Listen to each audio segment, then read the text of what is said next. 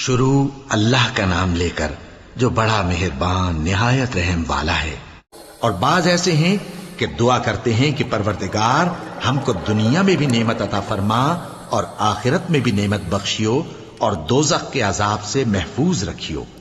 یہی لوگ ہیں جن کے لیے ان کے کاموں کا حصہ یعنی اجر نیک تیار ہے، اور اللہ جلد حساب لینے والا ہے۔ اور قیام منی کے دنوں میں جو گنتی کے دن ہیں اللہ کو یاد کرو۔ اگر کوئی جلدی کرے اور 2 ہی دن میں چل دے تو اس پر بھی کچھ گناہ نہیں، اور جو بات تک ٹھہرا رہے اس پر بھی کچھ گناہ نہیں۔ یہ باتیں اس شخص کے لیے ہیں جو اللہ سے ڈرے، اور تم لوگ اللہ سے ڈرتے رہو اور جان رکھو کہ تم سب اس کے پاس جمع کیے جاؤ گے۔ اور کوئی شخص تو ایسا ہے جس کی گفتگو دنیا کی زندگی میں تم کو دلکش معلوم ہوتی ہے، اور وہ اپنے معافی ضمیر پر یعنی اس بات پر جو اس کے دل میں ہے اللہ کو گواہ بناتا ہے، حالانکہ وہ سخت جھگڑالو ہے۔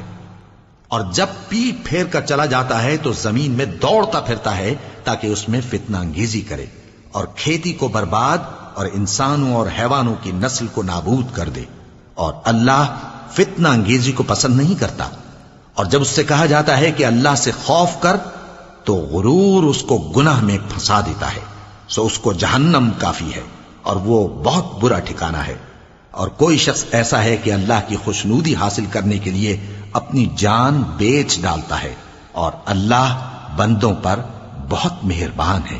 مومنو، اسلام میں پورے پورے داخل ہو جاؤ اور شیطان کے پیچھے نہ چلو، وہ تو تمہارا کھلا دشمن ہے۔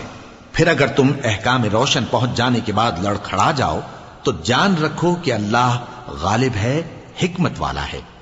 کیا یہ لوگ اسی بات کے منتظر ہیں کہ ان پر اللہ کا عذاب بادل کے سائبانوں میں نازل ہو اور فرشتے بھی اتر آئیں اور کام تمام کر دیا جائے؟